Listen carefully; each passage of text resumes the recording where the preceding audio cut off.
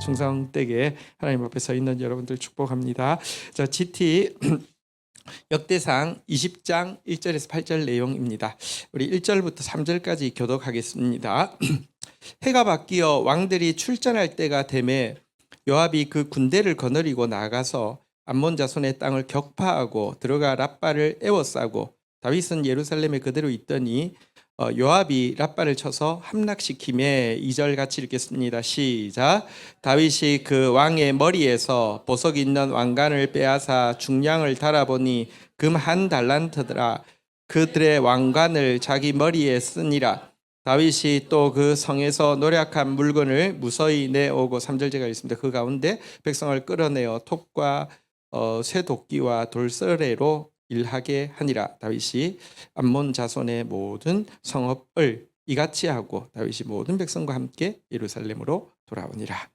자, 1절에 보면 우리가 지금 이제 그 사실 이스라엘 주위에 대적들이 있잖아요. 다윗이 언약궤를 모시고 나니까 모든 대적을 다 파는 기록이 이제 그 19장, 20장까지 이제 오늘 본문까지 이제 딱 이어지는 내용인데요. 어떤 내용이냐고 하면 블레셋 이제 서쪽에 있죠. 그리고 밑에는 에돔, 그리고 모압이 있고요.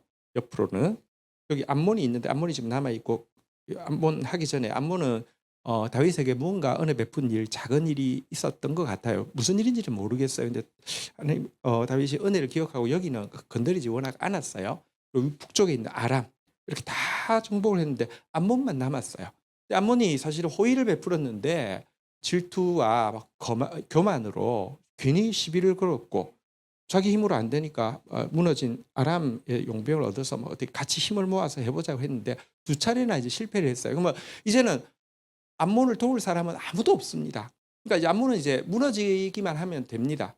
근데 문제는 이게 이 랍바라는 성이 대단히 견고했나 봐요. 그래서 승리 확률은 없지만 무너뜨리는데 좀 오랜 시간이 좀 걸렸던 것 같아요. 그런데 어쨌거나 여기 해가 바뀌어서 이렇게 우기가 있고 건기가 있는데 우기 때는 전쟁을 전혀 못하는 상황이거든요. 이제 건기가 되어서 마침내 요압 장군이 랍바성을 함락을 시켰고, 2절의 내용은 예루살렘에 있던 그 이제 다윗이 와서 그 왕관을 취하는 그 세레모니를 하였다, 뭐 이런 내용입니다. 그리고 3절의 내용은 결국 그 이렇게 거만하게 이렇게 질투하고 또 이제 자기를 막 뭔가 허세를 부리던 암몬 사람들은 전부 다 이제 노예가 되어서 최하 청민이 되게 되었다. 이제 이 내용이에요. 자, 그런데 사실 이 내용은요, 오늘 이 암몬이 완전히 정복되어지는 내용과, 그러니까 오늘 GT 내용이었던 이제 암몬을 돕던 아람이 이제 완전히 끊어진 내용 사이에는 몇 년의 공백이 있습니다. 왜냐하고 하면 이 전쟁이 몇 년을 지리하게 진행이 되었었어요. 그러니까 공성전이어서 몇 년을 좀 지리하게 진행이 되었고요. 이 과정에 다윗의 가장 큰 인생의 그 이제 범죄인 간음과 살인죄가 바로 이 암몬 전쟁 사이에서 일어나게 되었습니다. 하도 전쟁이 지리하게 계속되어지니까, 그리고 또 긴장감도 별로 없어요. 아예 싸울 의지가 없어요. 그냥 딱 안에 들어가서 버티고, 뭐 이렇게 버티다가 계절 지나면 이제 우기가 또 시작되면 또 물러갔다, 또 이제 건기 되면 또 넘어가서 막 싸우는데 또 버티면 막 이렇게 되니까 긴장감도 없는 상황에서 다윗이 어느 순간부터는 아예 뭐 출전하지 않고요. 마음도 막 해이해진 상태에서 이렇게 요압이 가 있는 상태에서 다윗이 어느 날 막 전쟁하고 있지만 막 전혀 긴장감 1도 없이 옥상을 거닐다가 높은 데 있으니까 밑에가 보이잖아요, 그죠? 낮은 데서 한 여인이 이제 목욕하는 모습을 보게 되고, 이렇게 사실 그 당시는 왕조 시대니까 뭐 이렇게 그 뭐 처녀면은 이제 불러와서 첩으로 삼는 거는 아무 허물이 안 되잖아요. 그래서 가서 누구냐고 알아보라고 해서 왔더니 이게 처녀가 아니라 유부녀인 거예요. 그러면 이제 그때 포기해야 되잖아요. 근데 이게 사람이요, 이게 탐욕이 들어오면 이게 그래서 그냥 뭐 합리화를 했겠죠. 내가 아끼는 장군의 부인이라고 하니까 얼마나 또 전쟁이 길고 남편 못 본 지 오래되니까 적적할까 가서 말 몇 마디 하는 게 무슨 문제야, 뭐 이런 식으로 해서 또 불러들여요. 불러들였다가 결국은 이렇게 음행을 저지르게 되었죠. 그리고 이 음행을 이렇게 저질렀는데 이 한 번 음행을 저질렀는데 여러분 그게 또 임신이 되어 버린 거잖아요. 그죠?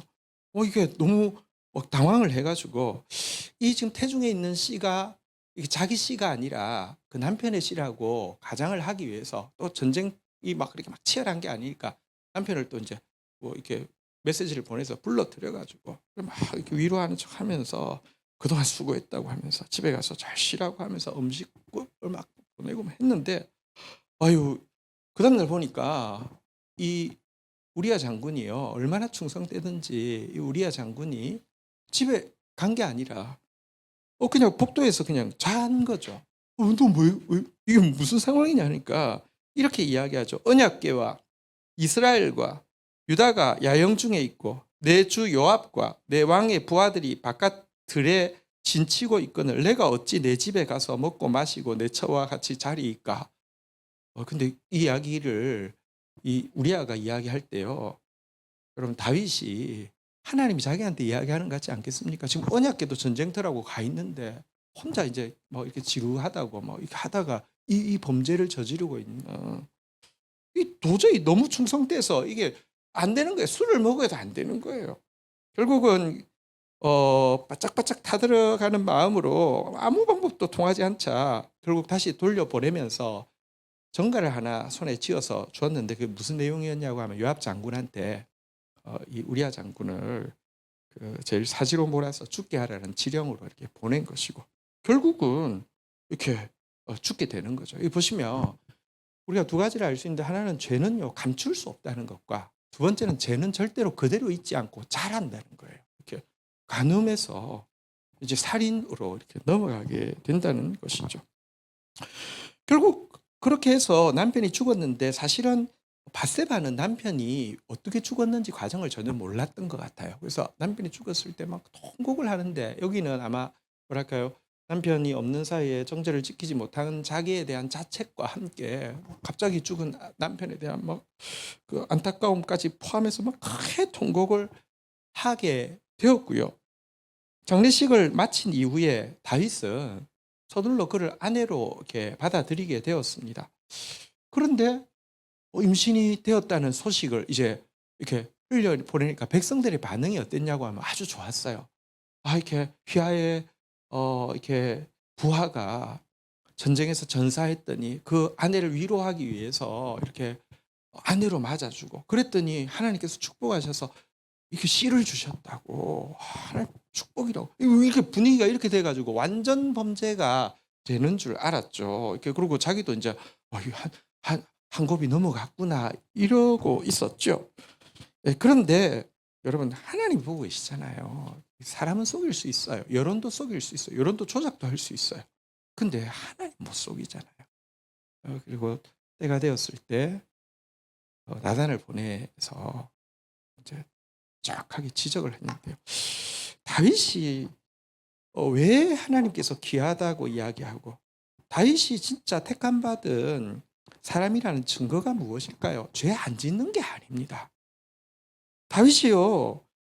진짜 귀한 점은 사울과 다른 점은 뭐냐고 하면 그 당시 절대 권력이었어요. 다시 보십시오. 암몬은 지금 남아 있지만 주위의 대적을 다 정벌을 했어요. 암몬은 이거는 사실 앞으로 잠재 위협이 될 가능성이 없는 적이기 때문에 그냥 조금 지나면 말라 죽어요. 여러분 한번 전쟁에서 이긴다는 게 얼마나 지지율을 높이는 줄 아십니까? 그러니까 이 백성들의 전폭적인 지지와 절대 권력이 있는 상황에서 또 이 일에 대해서는 아무도 몰라요. 완전 범죄가 지금 됐어요. 그림도 너무 좋아요. 이때 나단이 와서 지적할 때에 여러분 나단만 죽이면 될 것 같잖아요. 그렇죠? 근데 순순히 내가 여호와께 죄를 범하였더라고 자백하고는요. 얼마나 자매를 하는지 모릅니다. 그리고 또 그렇게 될 수밖에 없었던 게 죄를 감추고 있는 기간 동안에 자기가 죽을 것 같았던 거예요. 시에 많이 나와요. 내가 죄를 감추고 있을 때는 내 뼈가 마르는 것 같았다 그랬어요. 그게 택함 받은 백성이에요. 택함 받은 백성이라고 범죄하지 않는 게 아니라 여러분 그가 말씀이 딱 왔을 때 바로 결 굴복하는 게 택함받은 백성이고 사실은 그 가를 수밖에 없는 죄를 감추고 있을 때 얼마나 고통했는지 그 고통이 있었던 것이죠. 그 나단이 그를 용서했는데요. 가끔 여러분 그 목회자들이 성범죄를 저지르고 나서는 다윗도 범죄했는데 하나님 용서했는데 너무 쉽게 이야기해요. 그렇지 않습니다. 다윗이 여러분 지금 이렇게 뭐가 드러나도 다 막 부인하고 다 감추고 도리어 그런 언론을 이번에 통합적 총회장 그걸 또 단지 못하는 그 총회도 문제지만 그러고 이제 총회장은 이제 옷 벗고 이제 연차되어서 옷 벗고 하고 나서는 그 언론을 이렇게 고발을 하고 그 언론을 폐기해야 된다고 사탄이라고 이렇게 다윗은 안 그랬잖아요. 다윗은 진짜 다 인정을 했잖아요. 그리고 그것 앞에서 얼마나 죽도록 하나님 앞에서 참회했습니까? 그뿐 아닙니다. 하나님이요. 용서하셨지만 징계하셨습니다. 어떤 일이 있었습니까? 태중의 아이가 죽을 거라고 이야기했고요. 그가 금식하면서 매달렸는데 죽었어요. 근데 여러분 죽도록 기도하다가 아이가 죽었을 때에 좌절하는 게 아니라 하나님 앞에서 진짜 회개를 하면 결과까지 맡기는 게 회개거든요. 딱 아이가 죽었다는 이야기 듣기 전까지는 목숨 걸고 금식하다가 죽었다는 이야기 듣자마자 바로 이렇게 씻고 옷을 정결케 하고 하나님 찬양하고 그게 진짜 회개죠. 그러니까 쉽게 그냥 자기 범죄해놓고 다윗도 그 죄 범했고 다윗도 용서 진짜 그건 악한 이야기죠. 근데 그랬더니 지금 아직까지 안문 정복 못했어요. 그러니까 제가 생각할 때는 적어도 2년 이상의 시간이 그 안문을 마지막으로 정복하는 과정에서 그랬더니 임신이 되었고요. 그래서 아이가 태어나니까 이름을 무엇이라고 지었냐고 하면요. 그러니까 다윗이요. 뭐라고 지었다고요? 솔로몬은 평화의 사람이라는 뜻입니다. 하나님과의 관계에서 평화가 이루어진 거죠. 죄 문제가 이제 완전히 해결이 된 거죠. 다윗은 솔로몬이라고 지었는데요. 하나님이 나단을 보내서 하나님의 이름을 주셨어요. 무엇이었어요? 여디디야, 내가 사랑하는 자다라는 이름을 주셨어요. 하나님이 참회의 열매를 사랑하시고 사실은 그 솔로몬을 왕위를 잇게 하잖아요. 그죠? 그러니까 참 이게 우리가 잘해서 보십시오. 하나님의 충성을 보시고 또 어떤 의미에서는 참회를 보시고요. 축복으로 하나님이 세워주시는 게 하나님 나라지 우리가 잘해서 되는 게 아니에요. 그랬더니 이 솔로몬이 태어나고 났더니 오늘 본문이 이제 안본이 완전히 이렇게 정벌되어지는 그런 과정이었습니다. 자, 그런데 한 가지만 좀 더 생각해 보십시다. 이 내용이 사무엘 그 하에는 쭉 나와 있는데 왜 역대기에는 이 중요한 이벤트가 누락이 되어 있을까요? 그렇잖아요. 그죠? 전혀 이 몇 년이 그냥 쑥 빠져 있잖아요. 왜 그랬을까요? 이유가 정확하게 있습니다. 그냥 실수가 아니라 정확한 이유가 있습니다. 여러분 사무엘 상하 열왕기 상하는 아마도 예레미야가 쓴 것으로 기억하고 있고요. 그러니까 추측하고 있고요. 그때에는 아직까지 이스라엘이라는 나라가 왕국이 무너지지 않았습니다. 왕이 있을 때였습니다. 역대기는요. 포로 잡혀오고 갔다가 다시 되돌아와서 아마도 에스라가 기록한 것으로 보고 있고요. 그러면 이때에는 왕이 있어요, 없어요? 이스라엘에? 없어요. 자, 왕이 있을 때 기록하고 왕이 없을 때 기록. 보십시오. 세상은 다르죠. 왕이 있을 때는 왕 눈치 보느라고 왕 잘못한 거 하나도 안 하고 전부 다 아부만 떨고 막 이러기 쉬운데요. 성경은 그렇지 않습니다. 왕이 있는 때에 왕에 대해서 얼마나 신랄한 죄에 대해서 지적하고 그러니까 이게 성경이에요. 근데 역대기는 왕이 없을 때 다시 썼는데 이스라엘이 지금 을 다스리는 세 가지 힘을 중요한 힘이 무엇이냐고 하면 한번 따라하겠습니다. 왕 되게 중요해요. 한번 따라하겠습니다. 성전, 그다음에 선지자. 근데 선지자는 이제 선지자 개인을 이야기하는 게 아니라 말씀을 이야기해요. 이스라엘은요. 하나님이 기름 부은 다윗이라는 그리고 다윗의 후손이라는 왕이 다스립니다. 그런데 사실은 성전에 왕궁이 아니라 하나님의 임재가 있는 성전에서 하나님이 다스리고 계시고요. 또 하나님의 다스리는 도구가 선지자를 통한 말씀이었다는 것입니다. 그런데 지금 역대기를 기록할 때는 왕이 없어요. 그래서 이 열왕기 상하에는 이 세 가지에 대해서 같이 다루고 있는데 비해서 역대기에서는 왕이 없음에도 불구하고, 왕이 없으면 진짜 세상은 안 되는 거잖아요. 근데 역대기에서는요, 하나님이 성전에서 말씀을 통하여서 다스리고 있다는 것에 대해서 더 강조하고 있고요. 그래서 이 이제 성전이라는 것은 오늘로 치면 이제 교회잖아요, 그죠? 또 이 말씀, 교회와 말씀은 절대로 실패할 수 없다는 것을 주요 관점으로 하는 게 역대기이기 때문에 이 기록이, 이 중요한 기록이 빠져 있어요. 이 다윗의 이 사건이 중요하지 않아서가 아니라, 다윗의 회개도 중요하고 다윗의 또 범죄도 우리가 깊은 교훈을 받아야 되지만, 그럼에도 불구하고 그가 부족하고 문제가 많았지만 하나님의 사람이라고 하면 성전에서 우리의 교회를 통하여서 말씀을 통하여서 일하시나 하나님 나라의 전진과 승리는 아무도 막을 수 없다는 것이 역대기의 주제이기 때문에 이 문제를, 이 굉장히 중요한 본문을 빠뜨리고 있다는 것입니다. 이해가 되시죠? 여러분 한번 따라하겠습니다. 교회는 승리합니다. 말씀은 승리합니다. 교회의 승리, 말씀의 승리를 막을 것이 없다. 이게 역대기의 메시지고, 이게 포로 잡혀 갔다 온 백성들에게 크나큰 위로의 메시지였던 것입니다. 사실 이제 이실 직고를 하면 이제 우리 그 하와이에서 결혼식을 마치고 저기 지난 주일날 우리 이제 김기태 선교사님 모셔서 은혜를 많이 받으셨죠. 근데 그 실은 제가 토요일날 밤늦게 한국에 들어왔어요. 그러니까 이제 결혼식 마치고 이제 목요일날 결혼식이었는데요. 금요일날 아침에 비행기 탔어요. 근데 시차가 뭐 이게 하루가 아예 시차가 있더라고요. 그래서 토요일 밤늦게 도착은 했어요. 근데 교회를 안 오고 제가 어디로 샜습니다. 이유가 있었는데, 그 저기 옛날에 저희 교회 아주 초창기 때에 저희 교회에서 전도사님을 하던 이제 남성 전도사님이라는 분이 계신데요. 이분이 어쨌든 이제 저희 교회에서 정말 충성되게 섬기시기도 했고, 또 뭐 지금까지 그 GT에 너무너무 신실한, 그러니까 이제 GT 하는 사람, GT의 신실한 식구 이제 후원자이기도 한데, 그 교회에서 무임으로, 그러니까 전도사 사역을 쭉 계속 하고 있는 시골 고성이라는 곳에 섬기고 있는데요. 그 교회가 지금 이제 큰 시험이 있었고, 이제 시험은 이제 긴 기간의 시험, 한 2년간의 큰 시험이 있었는데 마무리되고, 목사님이 이제 나가시게 됐는데, 목사님 좀 너무 좀 불충성하셔서 나가시게 됐는데, 이제 목사님이 안 계신 상황이어서 전화가 와서, 목사님 우리 한번 와서 설교해 주시면 안 돼요? 주일날. 그렇게 이야기해서 내가 수요일날 한번 내려가 설교하겠다니까, 우리는 할머니들 할아버지들밖에 없어서 수요일날 오실 분이 없어요.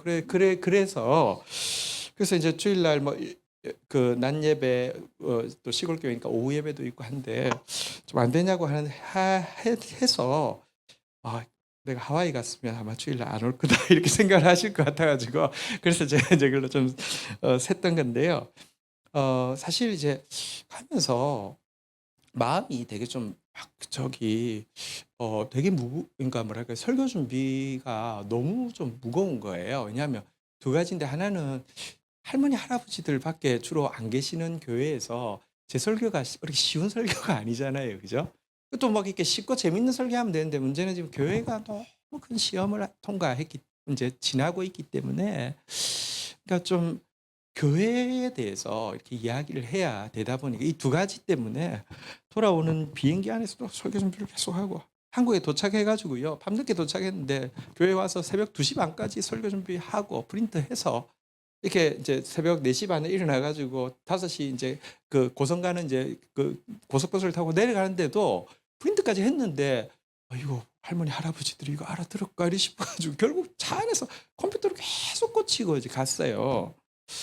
이제 그러니까 사실 이제 목회자가 좀, 그러니까 시골 교회에서 가보니까 진짜 착한 교회더라고요. 그러니까 교인들 다 해서 한 35명 정도 이제 모이는 교회인데, 그러니까 목회자가 이제 그 뭐랄까요, 그냥 시골 교회고 교인들 착하고 하니까 그 작은 교회인데 막 사례가 막 6천이 넘는데, 근데 그거 외에도 자녀들 교육비에부터 시작해서 뭐 주유비라고 해서 신방 한 건도 안 하는데 매달 30만 원씩 이제 또 받고 뭐, 그런데 그거 다 아무 문제 없이 다 교회가 그냥 목사님 뭐 섬기는 거 하면서 했는데, 이분이 작년에 뭐 이렇게 연초에 그분이 이제 계속 정광훈 쫓아다니고 뭐 이런 분인데, 이제 교회에서 설교를 하면서 나 한 해 동안 교육을 좀 받아야 되니까 이제 워낙 또 새벽 기도도 거의 빠지고 뭐 신방 한 건도 안 하고 이 무임 전도사님이 주로 하는데, 올 한 해는 주일 설교 외에는 아무것도 안 하고 교육을 받을 거니까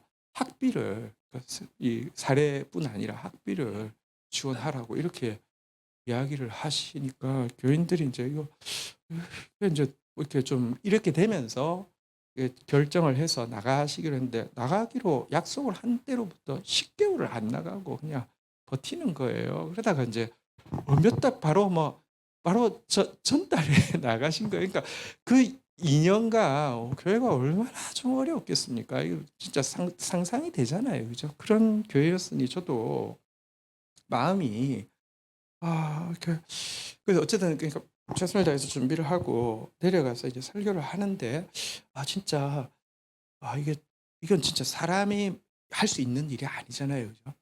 뭐 그 과정에서 또 교인들이 마음이 상해서 막 떠나 있는 사람들 또 이제 근데 제가 작은 그 교회 또 할머니 할아버지들이 대부분인 교회인데 설교를 다 하는데 진짜 하나님이 말씀하시는 게 느껴지고, 교인들 한 사람 한 사람 전혀 제가 이 뭐 이렇게 할머니 할아버지 앞에 설교한다는 게 아니라 한마디도 빠짐없이 다 들어가는 게 느껴지고요.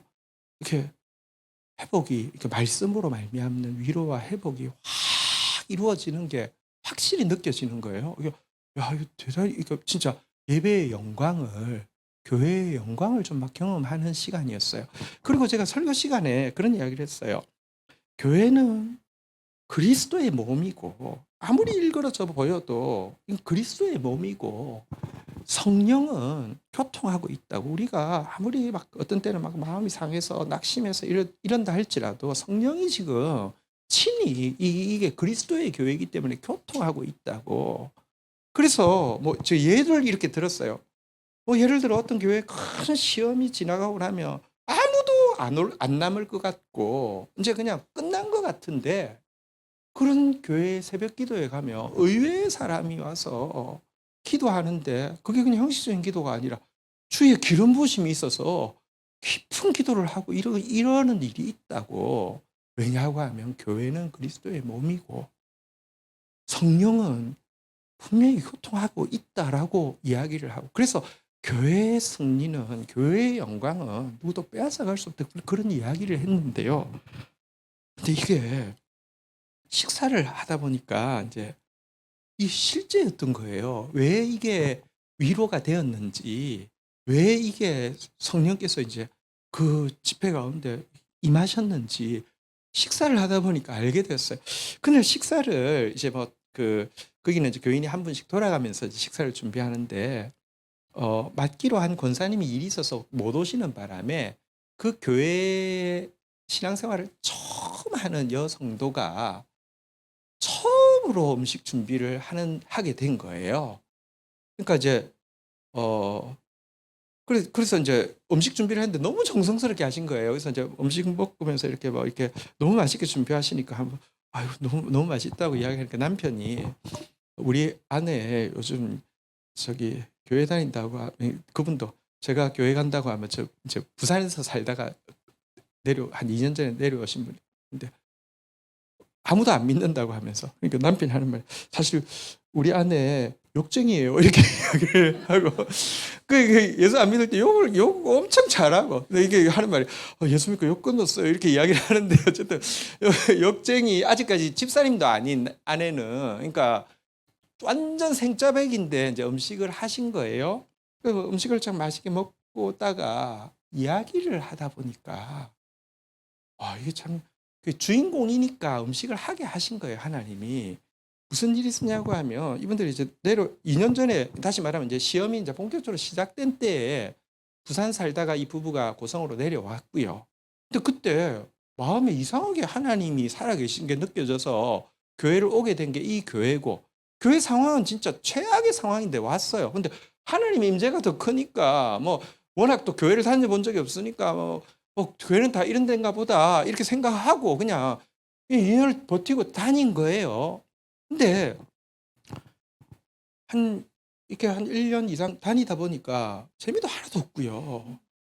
목사님이 한 번 뭐 이렇게 눈을 마주치는 적도 없고 말을 하는 적도 없고 신방을 오는 적도 없고 그러니까 뭐 너무나 재미도 없던 차예요. 그래서 내가 왜 이 교회를 다니고 있지 뭐 이런 회의가 들던 차에 한 번은 그 이제 자기를 전도한 그 권사님과 함께 아침 일찍 어디를 가기로 되어 있어 가지고 자기 부부하고 그 권사님이 만났는데, 이 권사님은 이제 새벽 기도를 좀 다니는 분이셔서 그럼 새벽 기도 잠시 들렀다가 가면 안 되냐 하니까 뭐 그러죠 하고 이제 새벽 기도 자리를 갔나 봐요. 갔더니 여러분 목회자가 그 작은 교회이기도 하고 뭐 다 합쳐서 35명이니까 게다가 뭐 목회자가 거의 막 결석하고 뭐 이런 교회면 새벽 기도 몇 명 올까요? 새벽 기도 갔더니 2명이 앉아 있더래요. 근데 이제 그리고 어쨌든 예배 마칠 때를 기다려서 나왔는데, 그런데 남편 마음에도 그런 생각이 들었대요. 내가 지금 이제 고성에 아마 뭐 상황은 잘 모르겠어요. 어쨌든 부산에서 너무 일을 많이 하고 열심히 해서 아내분이 내가 돈 벌 테니까 당신 쉬라고 해서 이렇게 그냥 내려가자. 뭐 귀향하자 이래 가지고 왔대요. 근데 그래도 또 남편이 또 그래도 좀 일자리가 뭐 일이라도 있으면 뭐 할 수 있잖아요. 그죠? 자기가 고성에 내려오니까 일이 없으니까 가끔씩 이제 노동 일이 있으면 마산도 가는데, 마산 가면 새벽 4시에 일어나야 되는데 내가 이왕 하나님 믿기로 했으면 새벽 5시에 새벽기도 이거 와야 되는 거 아닌가 이런 생각이 들었대요. 부인도 이제 그때쯤 이제 신앙생활 좀 회의가 들고 이거 뭐 하는 건가 싶었던 차에 마음에 그 새벽기도 2명 앉아 있는 걸 보고는 무슨 생각이 들었냐고 하면, 내가 진짜 믿기로 했으면 제대로 전부 다 예배라는 예배는 다 해서 제대로 해보고 아니면 그만두든지 하지. 이것도 아니고 저것도 아니고 이래서는 안 되겠다. 그래서 두 부부가요. 그냥 새벽기도 가려고 간 게 아니라 그 권사님 때문에 잠시 따라갔다가 그냥 그 시험의 한 와중에 새벽기도를 하기로 결심을 했는 거예요. 그 누가 하시는 일이에요? 하나님이 하시는 일이잖아요. 그래고 가면서 이 남편분이 하나님 앞에 기도를 했대요. 하나님, 내가 새벽기도를 가는데 그 이제 말하자면 이제 그 식당 자리에서 새벽기도를 하는데 거기가 의자가 12개가 있어요. 근데 앞에 이제 우리 전사님이 서서 이제 30자리까지 치면 13자리잖아요. 우리 새벽기도 하는데 하나님 자리가 좀 채워지게 해주세요라고 기도했는데요. 글쎄 요즘 새벽기도 몇 명 나오냐 하면 13명 나와요. 이게 지금 시험의 한 중간에 있는 교회에서 가능한 일이에요. 근데 자기들이 이제 그러면서도 이유는 잘 모르고 막 그냥 그리고 막 너무 안 좋은 막 상황들이 계속 되는 상황 가운데 있었는데, 저 설교자가 와서 설교를 하는데 하나하나가 이해가 되고 위로가 되고 믿음이 생기니까 그게, 그러니까 진짜 여러분 오늘 보십시오. 다윗은 범죄하고 막 그렇고 우여곡절이 있지만 다시 한번 따라하겠습니다. 교회는 승리합니다. 말씀은 승리합니다. 이 이야기를 역대기가 하고 있는 것이고요. 그래서 저도 가서 참 그러니까 그 주인공이니까 이상하게 식사를 그분이 하게 하고, 아직 보세요. 아직 집사님도 아닌 분을 굳이 만나서 이렇게 대화할 이유가 없잖아요. 그죠? 근데 그런 일이 있었어요. 그래서 참 저도 섬기면서도 나도 왜 그러니까 뭐 제가 사실은 이렇게 외부 집회를 얼마나 많이 했어요. 그래서 뭐 부담스럽지 않은데요. 진짜 너무 지나치게 준비를 시켰어. 이게 뭔가 우리 교회 설교도 제가 최선을 다합니다. 항상 저 진짜 정말 최선을 다하는데 우리 교회 설교하는 때보다 훨씬 더 많이 준비를 시켜서, 아니 이게 무슨 대형 교회 가는 것도 아니고 이게 뭔가인데, 그만큼 하나님 마음이 그 이제 어렵고 힘든 그 시험 가운데서도 주님의 영이 지금 일하고 있는 교회를 돌아보시는 그런 은혜가 있었던 거예요. 그래서 진짜 교회는 영광스럽고 성전은 그리고 말씀은 절대로 땅에 떨어지지 않는구나. 그걸 좀 느끼는 시간이었습니다. 자, 뒷부분만 이제 읽고 마치도록 하겠는데요.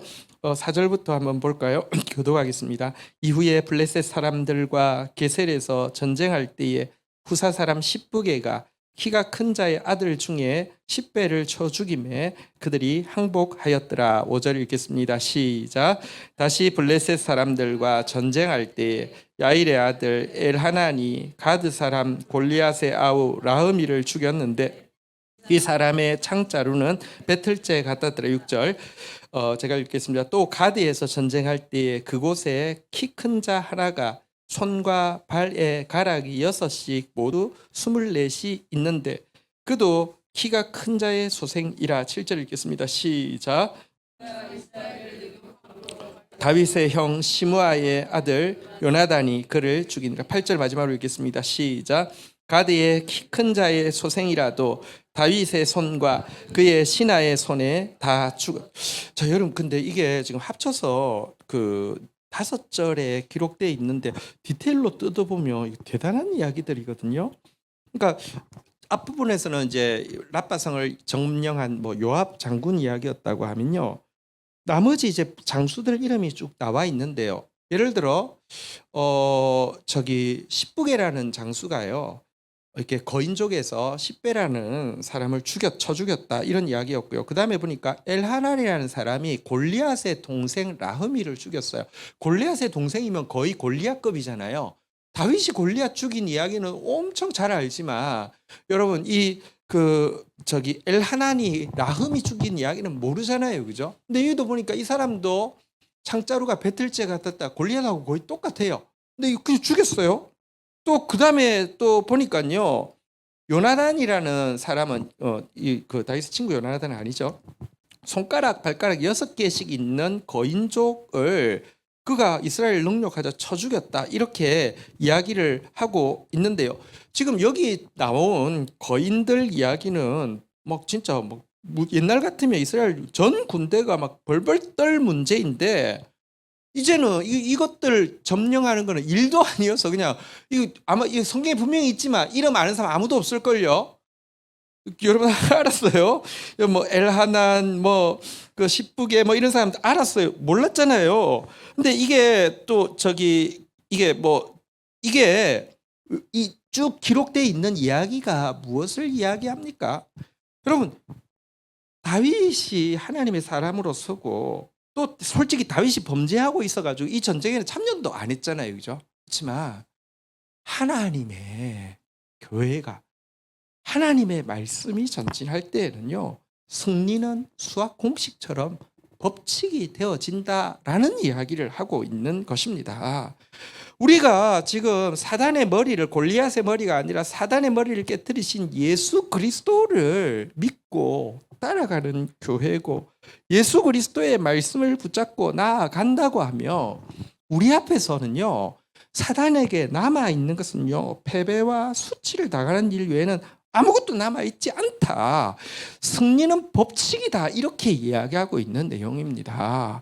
우리 한번 옆 사람 한번 격려하겠습니다.